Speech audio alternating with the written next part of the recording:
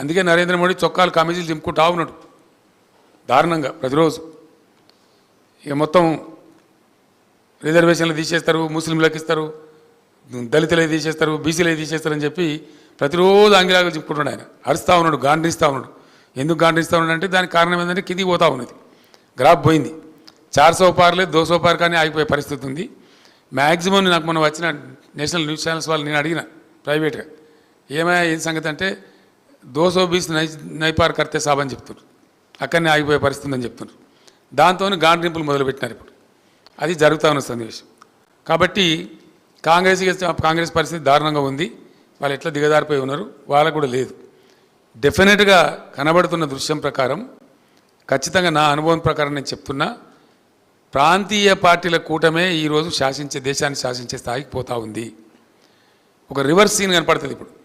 నాకు national TV channel వాళ్ళు నన్ను అడిగినారు, మీరు 10-12 సీట్లు గెలుస్తామంటారు కదా కేసీఆర్ గారు, మీరు అటు సపోర్ట్ చేస్తారా ఇటు సపోర్ట్ చేస్తారంటే, లేదు బాబు, it is going to be otherwise.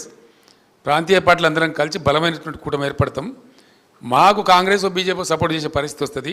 మేము వాళ్ళకి సపోర్ట్ చేసే రోజులు పోయినాయి. ఇప్పుడు ఇండియాలో ఈ పార్లమెంట్ ఎన్నికల్లో ఆ సీన్ రాబోతూ ఉంది. నేను మళ్ళొకసారి రిపీట్ చేస్తున్నా, మీకు బోర్ కొట్టినా సరే.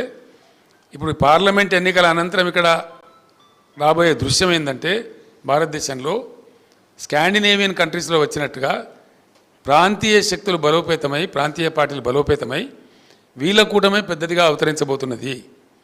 వీళ్ళకే ఏదో ఒక జాతీయ పార్టీ సపోర్ట్ ఇచ్చి ప్రభుత్వం ఏర్పాటు చేసే పరిస్థితి రాబోతూ ఉంది డెఫినెట్గా. కాబట్టి ఇటువంటి కీలక సమయంలో 100% గోపాల్, మీకు ఏం డౌట్ అవసరం లేదు సోమగోపాల్ గారు, 100% I'm telling you see it. నేను 2-3 విషయాలు చెప్తున్నా, 100% జరగబోతాయి. నేను తిరిగి వచ్చి చెప్తా ఉన్నా, ఊరికే చెప్తాను, ఇంట్లో కూర్చుండి జోషన్లాగా చెప్తలేను. బీజేపీకి ఈ రాష్ట్రంలో 1 or none, ఐదర్ 1 ఫ్లూక్లో గెలిస్తే లేదా నన్. అమిత్ షా అంతా గోబెల్స్ ప్రచారం, డబుల్ డిజిట్ అని, డిజిటే దిక్కుంటట్లేదురా బాబు అంటే డబుల్ డిజిట్ అంటాడు.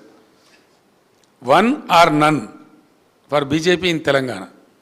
సౌత్ ఇండియా నుంచి బీజేపీకి 10 సీట్లు దాటే పరిస్థితి లేదు.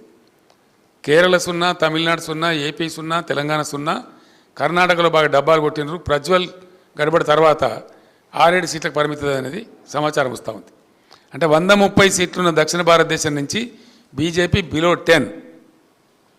ఉత్తర భారతంలో చాలా ఘోరంగా దెబ్బతింటా ఉంది. మీరందరూ విలేకరులు, మీరు బాగా వార్తలు చూస్తారు, మీరు కూడా విశ్లేషించండి నా ప్రెస్ కాన్ఫరెన్స్ తర్వాత. తెలంగాణలో బీజేపీకి 1 or none, బీఆర్ఎస్ 14 లేదా 12. ఆశ్చర్యకరమైన ఫలితాలు వస్తాయి. నేను చెప్పిన వర్గాల యొక్క ప్రజల ఆగ్రహం, వాటన్నింటినీ అంచనా గట్టి చెప్తున్నాను నేను. ఇవాళ కాంగ్రెస్ కనీసం 9 స్థానాలలో 3వ స్థానంలో ఉంది, 9 స్థానాలలో 3rd ప్లేస్లో ఉంది. బీజేపీ సెకండ్ ఉన్నా చాలా ఫార్ ఆఫ్ ఉంది మాతో, చాలా far off. For example Peddapalli లాంటి సిచ్యువేషన్ ఉంది, కాంగ్రెస్ 3rd ప్లేస్లో ఉంది, బీజేపీ మా దాంట్లో సగం కూడా లేదు.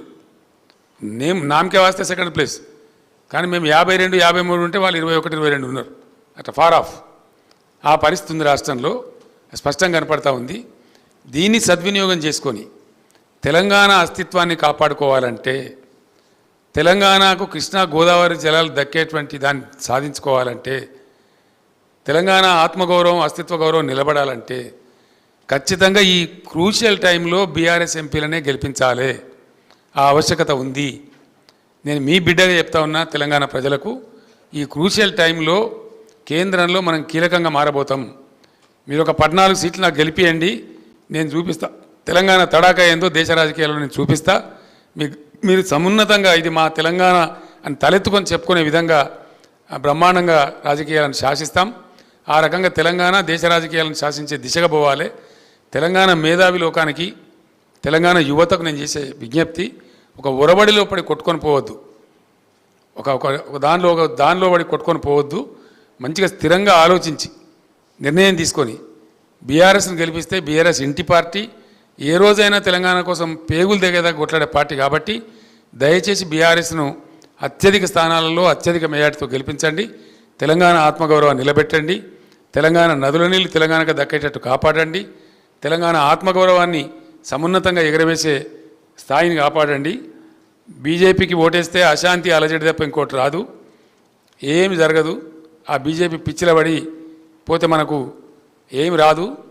బీఆర్ఎస్ తెలంగాణ బలం, బీఆర్ఎస్ తెలంగాణ శక్తి ఏ రోజుకైనా మంటిపైనకైనా సరే ఇంట్లో ఉండాలన్నారు. ఈ ఢిల్లీ గులాములు గెలిచి మనకు సాధించేదేం లేదు. గతంలో 4 బీజేపీ ఎంపీలు గెలిచి ఒక కేంద్ర మంత్రి ఉంటే 4 రూపాయల పని కూడా జరగలేదు, రాష్ట్రానికి ఏమి లాభం జరగలేదు. కాంగ్రెస్ వాళ్ళు గెలిచిన చేతులు కట్టుకొని నిల్చుంటారు తప్ప వాళ్ళు మాట్లాడే పరిస్థితి కాదు. కాబట్టి ఢిల్లీ గులాముల కంటే తెలంగాణ బిడ్డలు గెలవడమే ముఖ్యం. కాబట్టి ప్రాంతీయ శక్తులతో ఇప్పుడు రాజ్యం రాబోతుంది. కాబట్టి మనం ఒక బలమైన ప్రాంతీయ